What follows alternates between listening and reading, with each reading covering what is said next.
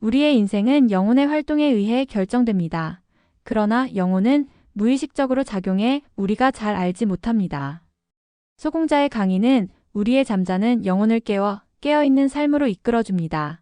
이렇게 이 강의는 많은 사람들의 영혼을 깨워줄 것입니다. 여러분의 좋아요와 구독 그리고 공유는 우리의 더 많은 이웃들이 생명의 삶, 영혼의 삶으로 깨어나는데 크나큰 도움이 될 것입니다. 감사합니다. 사람은 땅 위에서 살면서 여러 가지 문화와 생활을 영위하고 있다. 사람이 그렇게 땅 위에서 자유롭게 살 수 있는 것은 지구라는 땅덩어리가 그 위에 있는 모든 것을 끌어당기고 있기 때문이다. 과학자들은 만물이 서로 끌어당기는 힘을 인력이라고 말하고 있다. 즉, 이 세상에 존재하는 모든 물체는 그 물체가 가진 질량만큼 끌어당기는 힘을 가지고 있다는 것이다. 이것은 자연의 섭니다. 그런데 그 질량을 가진 상태로 가만히 있는 것이 아니라 스스로 붕괴하면서 변화를 일으키고 있다. 곧 인력을 작용시킴으로써 다른 물체에 어떤 영향을 미침과 동시에 자기 스스로는 그 힘에 의해 점차 소멸해가고 있다. 모든 사물이 그렇게 끊임없이 생겨나고 변하고 사라지는 것과 마찬가지로 사람들이 가지고 있는 마음이라는 것 역시 그와 똑같은 작용을 일으키고 있다. 지금 여러분이 생각하고 있는 자기 자신의 세계, 그것은 진정한 의미에서의 자기 자신이 아니다. 그것은 여러분의 감각이 과거에 보아왔고 경험했던 필름의 세계이다. 우리는 그것을 기억이라고 부르고 있다. 그 기억의 세계는 외부의 것을 자꾸 끌어당기려고 하고 있다. 바로 거기에서 욕망이라는 것이 일어나고 있다. 그 기억의 알맹이들은 외부의 것을 끌어들임에 의해서 스스로 변화하고 있으며 그 변화 속에서 또 다른 자신의 세계를 구축하고 있다. 그러면 왜 그와 같은 현상이 일어나는가? 그것은 이 세상에 존재하는 모든 것은 스스로 안정된 상태를 유지하려고 하기 때문이다. 여러분의 마음은 안에 있는 내용을 자꾸 바꿔가면서 안정의 세계를 만들어내려 한다. 그래서 여기저기 사방으로의 인력권이 좌충우돌하면서 현재의 여러분이라는 상태를 유지시키고 있다. 여러분은 여러분이 처음 접하는 세계에 대한 이야기가 나오면 일단 그것을 거부하려고 하고 있다. 그것은 여러분이 가지고 있는 기억의 알맹이가 스스로의 안정을 위해서 외부의 충격을 피하려고 하기 때문이다. 그때 여러분은 로댕과 같은 폼을 하고 앉아서 무언가 심사숙고하고 있는 척하고 있는 것이다. 그것은 무슨 멋을 부리기 위해서가 아니다. 그것은 나는 지금 안정할 수 없다. 나는 너에 의해서 충격을 받았다. 그 충격으로부터 안정하자 라는 뜻이다. 마치 쌀장수가 쌀을 돼 위에 올려놓고 되를 흔들어서 가지런히 놓는 것처럼 여러분은 여러분의 마음 안에 있는 것들을 가지런히 함으로써 스스로 안정을 꾀하고 있는 것이다. 그렇게 자기 자신의 어떤 안정을 구축하게 되면 구축해 놓은 그것은 그 상태로 가만히 있지 않는다. 그것은 더욱더 확고한 안정을 구축하기 위해서 계속해서 작용을 일으킨다. 그렇게 끊임없이 일어나는 작용의 세계, 그 변화를 우리는 시간이라고 말하고 있다. 결국 시간이란 시계가 돌아감으로써 생겨나는 것이 아니라 여러분의 기억의 알맹이가 변화함으로써 그 변화의 순서를 다시 기억하게 될 때 시간이 발생하는 것이다. 그리고 나와 너의 기억들이 공통적으로 가지고 있는 부분을 통해서 기준을 세워놓은 것이 이른바 시계이다. 그렇게 인간은 시간을 정해놓았다. 그것이 인간의 장점이자 가장 치명적인 단점이다.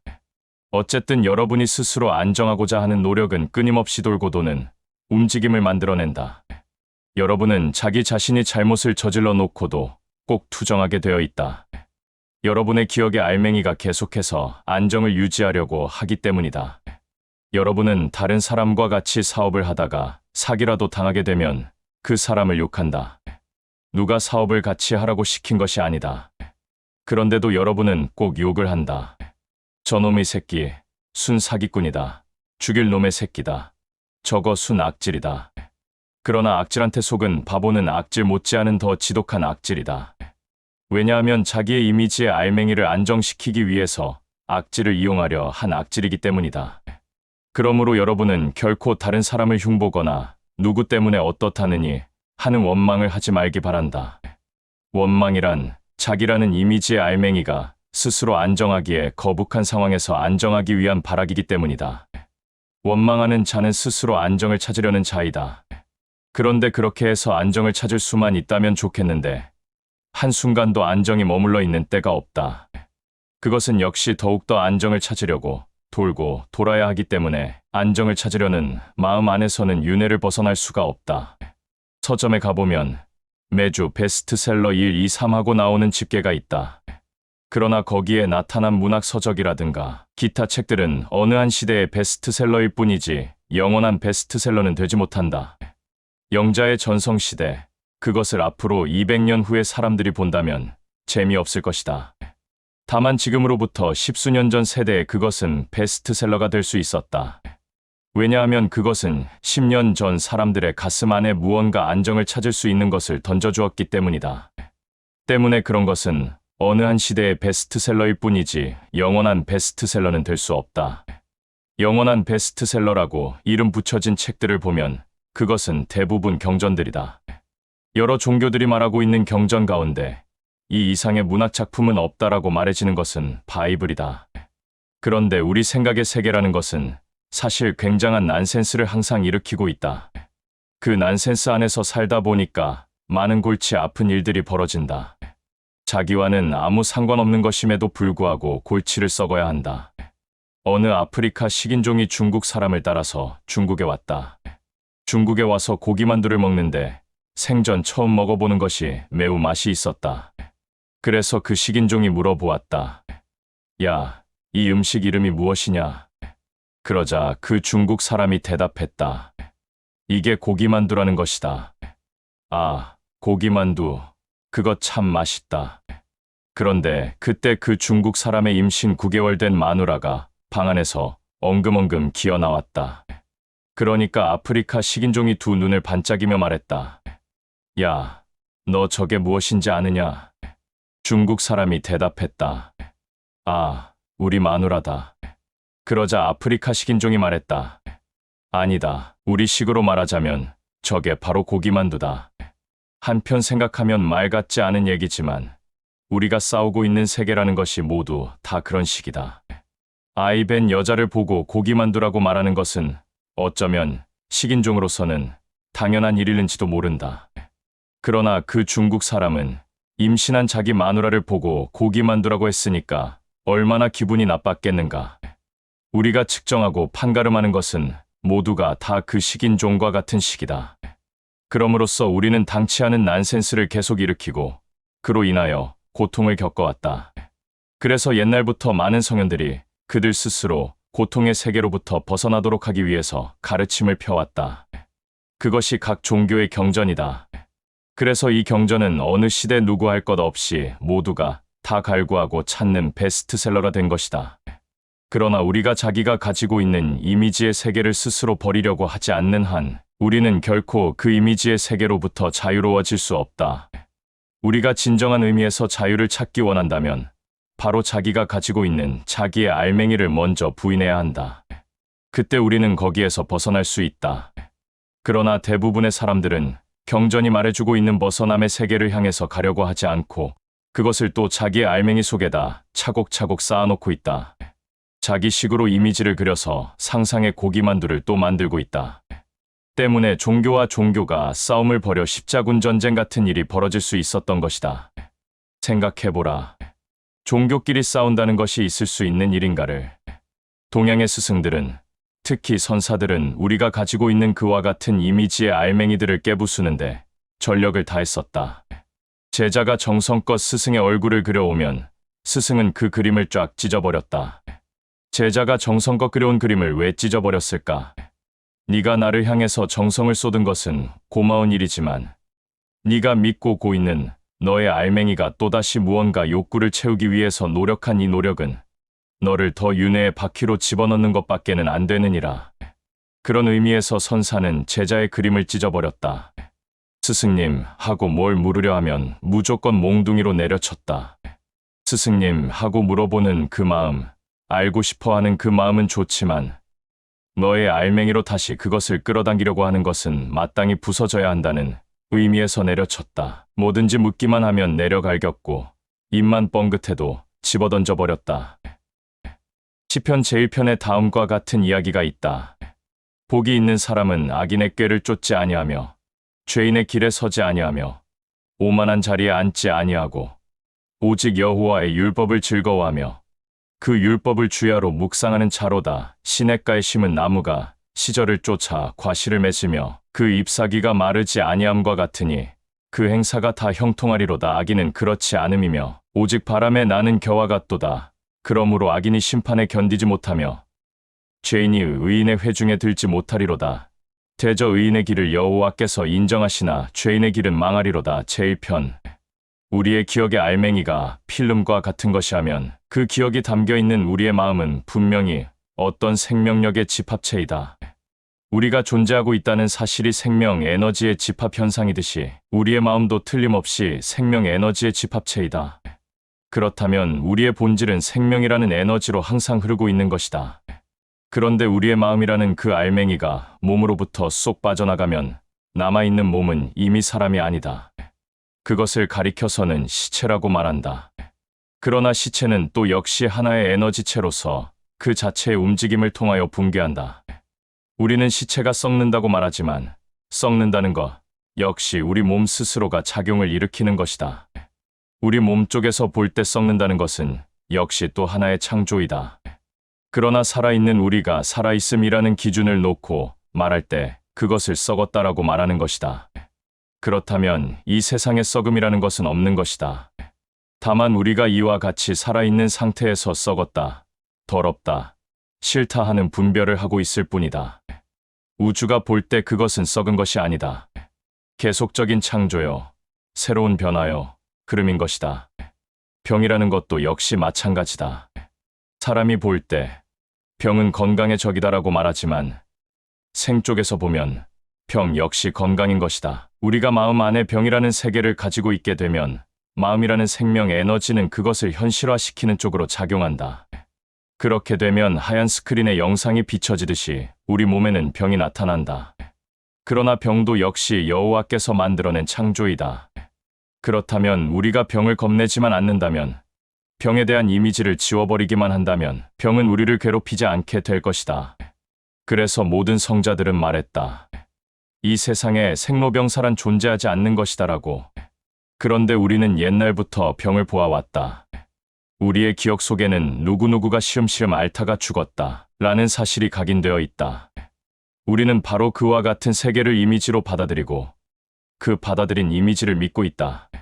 믿고 있다는 말은 결국 마음 안에 받아들인 이미지를 우리 스스로가 고수하고 있다는 이야기다. 도장을 만들기 위해서 나무에 글자를 새기듯이 그렇게 우리는 굳건히 마음 안에 우리의 기억의 입자들을 새겨놓고 있다. 그렇게 되면 생명 에너지는 그 고수하려는 마음에 의해서 도장을 찍듯이 우리 몸의 병을 만들어내는 것이다. 결국 생명 에너지는 마음이 가지고 있는 스트레스를 해소시켜 주는 방향으로 작동하게 된다. 그래서 병에 걸려서 비실비실하고 있는 사람은 엄격하게 말하면 자기가 좋아서 비실비실하고 있는 것이다. 그 사람은 병에 걸려서 비실비실해야 편안한 것이다. 만약에 우리가 진정으로 병에 대한 이미지를 가지고 있지 않고 외부로부터 동정을 구하려는 마음을 갖지 않는다면 병은 생기지 않는다. 그것이 건강한 사람이다. 병에 걸릴 수 있는 사람은 생명 에너지를 자연스럽게 펼쳐내는 것을 거부하는 사람이다. 그것은 또다시 그 사람의 기억의 알맹이가 그 자체를 고수하려 하기 때문이다. 어떤 경험을 통해서 고통을 느끼게 되면 그 사람은 그것을 마음 안에 새겨놓는다. 그리고 다음번 상황에서 그 고통을 다시 겪지 않으려고 한다. 그래서 먼저 겪었던 그 이미지의 고통보다는 차라리 병이라는 고통을 선택하도록 하는 것이다. 우리가 한번 고통을 겪었으되 그 고통의 이미지를 마음 안에 가지고 있지 않게 되면 고통은 없다. 우리는 다시 편안하게 움직일 수 있는 힘을 갖게 된다. 결국 병에 걸려 비실비실하고 있는 사람은 생명 에너지를 그냥 가지고 있기가 거북해서 병이라도 만들어낸 것이다. 뭔가 동정을 구하려고 하고 있기 때문에 그 연약한 마음을 보여주기 위해서 병을 알아버리는 것이다. 그러면서 누가 문병 안 오나, 날씨도 더운데 오렌지 주스 안 사다 주나 하면서 앉아있다. 애고 죽겠다 하면서 아이고 좋다 하고 있는 것이다. 여러분 주변에 누가 병원에 가서 애고 죽겠다 하고 누워있으면 여러분은 그것 쌤통이다 하고 말해주면 된다. 그런데 중요한 사실은 우리의 기억의 알맹이라는 것은 항상 움직이면서 그 세계를 고수하려고 한다는 것이다. 그것이 뭐냐 하면 바로 여기 시편이 말하고 있는 꾀다. 여러분에게 왜 절망이 다가오느냐? 여러분이 꾀를 부렸기 때문에 절망이 다가오는 것이다. 복 있는 사람은 악인의 꾀를 쫓지 아니하며 오만한 자의 자리에 앉지 아니하고 오직 여호와의 율법을 즐거워하며 그 율법을 주야로 묵상하는 자로다. 우리는 삶을 통한 수련을 통해서 여호와의 율법이 무엇인가를 찾고 있다. 아까도 말했지만 우리가 가지고 있는 이미지의 알맹이는 우리의 생명 에너지에 의해서 영상화되고 있다. 즉, 우리의 감관의 세계가 하나의 스크린이다. 우리가 무엇을 볼 때는 눈이 있으니까 보는 것 같지만 우리가 기절했을 때는 눈이 있으되 보지 못한다. 그것은 우리로부터 생명 에너지가 흘러나가지 않기 때문이다. 생명 에너지가 흘러나가서 빛과 섞여서 되돌아오는 반응을 눈이라는 기능이 느꼈을 때 그것이 본다는 현상이다. 우리가 왜 눈을 뜨고 있느냐? 눈을 감으면 답답해서 뜨는 것 같지만 사실은 보려는 욕구를 가지고 있기 때문에 눈을 뜨고 있는 것이다. 생명 에너지는 밖으로 흐르면서 동시에 안으로 끌어당기려고 하는 욕구를 같이 가지고 있다. 그러나 사람들은 그 중간에 흐르는 에너지를 느끼지 못하고 있다. 왜냐하면 그 에너지는 우리의 의식 이전에 존재하고 있는 것이기 때문이다. 스스로 느끼지 못하니까 사람들은 그것이 없다고 생각한다. 그러나 그 에너지는 분명하게 존재하고 있다. 그것이 바로 여호와의 율법이다. 그 에너지가 필름을 통해서 현상 세계에 영상화되어 나오는 것. 그것이 사람들의 세계이다. 그런데 사람들은 에너지는 알지 못하고 에너지를 통해서 현상화된 세계와 자기 감관의 세계만을 믿고 있다. 여기에서 말하는 악인이라는 것은 바로 여러분을 말하는 것이다. 이미지의 알맹이를 전부로 알고 그것을 고수하려 하는 여러분이 바로 악인이다. 악인의 꾀가 어떤가? 악인의 꾀는 스스로의 욕망을 채우기 위해서 간사함과 사악함, 수단과 방법을 가리지 않는다. 그러면서 자기의 이미지의 알맹이가 원하는 것만을 쏙 빼먹는다. 어이, 미스 김, 날씨도 더운데 오렌지 주스 한 잔 사줄까? 그것은 미스 김한테 오렌지 주스 사주고 싶어서 그러는 것이 아니다. 이리저리 끌고 다니면서 제 욕심 채우려고 그러는 것이다. 그와 똑같다. 여러분이 스스로 생각하기에 선심 썼다는 것이나 베풀었다는 것은 다 그와 같다. 가만히 생각해보라. 여러분이 왜 선심을 쓰고 베풀었겠는가? 다시 여러분에게 그 무언가를 끌어오기 위해서 베푼 것이다. 그 안에는 반드시 악인의 꾀가 들어있다. 복 있는 사람은 악인의 꾀를 쫓지 아니하며 죄인의 길에 서지 아니하며 악인의 길을 쫓아가면 그 길이 바로 죄인의 길이다. 그러므로 시편은 말하고 있다. 복 있는 사람은 악인의 꾀를 쫓지 아니하며 죄인의 길에 서지 아니하며 오만한 자의 자리에 앉지 아니하고 티내지 아니하며 폼내지 아니하며 힘주지 아니하고. 여러분이 여기에서 한 3개월이나 4개월쯤 생활하다가 보면 아무리 누가 예쁘다 하더라도 그 사람들과 깊게 사귈 수가 없다. 아무리 껍데기가 예쁘다 하더라도 그 안에 있는 알맹이가 딱딱하게 굳어 있으면 그 오만함에 마음이 가지 않는다. 그러나 그저 좀 좋아의 죄로 받은 유산이 엉망이라 하더라도 소공자의 사랑과 온유함 속에서 그 알맹이가 녹아버리면 그것이 한결 아름답다. 생긴 것은 단팥죽이나 돌멩이같이 생겼다 하더라도 그 안에는 여호와의 율법을 지키려고 하는 그 무언가 풍겨나오는 아름다움이 있다. 바로 그 아름다움을 시편은 노래하고 있다. 시냇가에 심은 나무가 시절을 쫓아 과실을 맺으며 그 잎사귀가 마르지 아니함 같으니 그 행사가 다 형통하리로다. 여러분이 바로 자신의 알맹이의 세계를 스스로 부인함으로써 그 세계로부터 벗어나게 되면 여러분은 나무 자체가 가지고 있는 생명 에너지가 스스로를 꽃피우듯이 여러분 자신을 꽃피우게 될 것이다. 오늘날 대부분의 사람들이 잘 살기를 원하고 있다. 그러나 돈을 벌어야 되겠다 하고 돈만을 보고 쫓아가면 돈이 잡혀주지 않는다. 돈은 용용 죽겠지면서 도망간다. 그러나 여러분이 스스로의 생명 에너지를 통해서 꽃을 피우게 되면 모든 만물이 그 꽃의 향기로 인해서 몰려들게 된다. 여러분의 생명 에너지가 여러분을 통해서 화사하게 향기를 내뿜게 되면 거기에는 돈이든 무엇이든 벌처럼 나비처럼 여러분을 따라오게 된다. 생명 에너지는 아낌없이 발산됨과 동시에 모든 것을 그 안으로 끌어당기는 힘을 가지고 있다. 그래서 나는 말하고 있다. 누려라. 그 모든 것을 소중히 생각하라. 그 모든 것은 바로 너의 생명 에너지와 똑같은 것이니라. 돈이나 물질은 결코 더러운 것이 아니니라. 더럽기로 말한다면 더럽다고 생각하는 마음보다 더 더러운 것은 없다. 선생님, 그래도 마음이 중요하지 않습니까? 아니다. 여러분이 한순간 이랬다가 다음 순간 저랬다 하는 그 마음은 중요하지 않다. 마음은 모두 헛것이다. 차라리 마음 이전에 존재하는 여러분의 생명 에너지가 화사하게 드러날 때 이루어지는 풍요가 소중하다. 마음보다 소중한 것은 실제적인 결실이다. 시냇가에 심은 나무가 시절을 쫓아 과실을 맺는 것, 그것이 아름다움이다. 마음만은 어쩌고저쩌고 하면서 마음을 쫓아가는 자는 스스로의 생명 에너지를 쓸데없이 낭비하는 자이다. 그런 자에게는 과실이 없을 것이다. 풍요로운 열매가 없을 것이다. 결국 그런 자는 악인의 꾀를 쫓는 자이다. 그런 자는 나중에 잎사귀가 말라 비틀어져서 바람에 날리게 될 것이다. 결국 죽어 없어지게 될 것이다. 악인은 그렇지 않음이며 오직 바람에 나는 겨와 같도다. 생명 에너지와 같이 있으면서도 생명 에너지의 세계를 알지 못하기 때문에 그는 겨와 같이 바람에 날릴 것이다. 비가 올까, 맑은 햇살이 비칠까 아무도 몰라라 하면서 이리 가도 절망, 저리 가도 절망에 부딪히게 될 것이다. 그 안에서 인내를 가지고 뭔가 해보자 하고 또 다른 시도를 해봐도 스스로 어금니만 부러질 뿐 소득이 없을 것이다. 밤에 잘 때도 귀신 나오는 꿈만 꾸게 되고 결국 인생은 고달픈 것 하면서 최후를 맞이하게 될 것이다. 이것이 악인의 결말이다. 그리하여 나는 여러분을 악인으로부터 벗어나게 하기 위해서 말하고 있다. 네 마귀로부터 스스로 벗어나라. 마귀로부터 벗어나는 길은 너의 마귀를 먼저 사랑하는 것이다.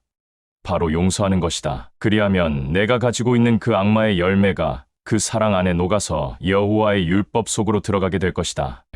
바로 그것이 여러분이 진정으로 경전에 이르는 길이다. 그러므로 악인이 심판을 견디지 못하며 죄인이 의인의 회중에 들지 못하리로다. 대저 의인의 길을 여호와께서 인정하시나 죄인의 길은 망하리로다. 여러분은 여러분의 이미지의 알맹이로 사는 삶의 결말을 뼈저리게 깨닫지 않으면 안 된다. 그 삶 속에는 진정한 행복이 없다. 자꾸 돌고 돌면서 뭔가 좋은 세계가 있겠지 하고 찾아보아도 끝끝내 좋은 것은 없다.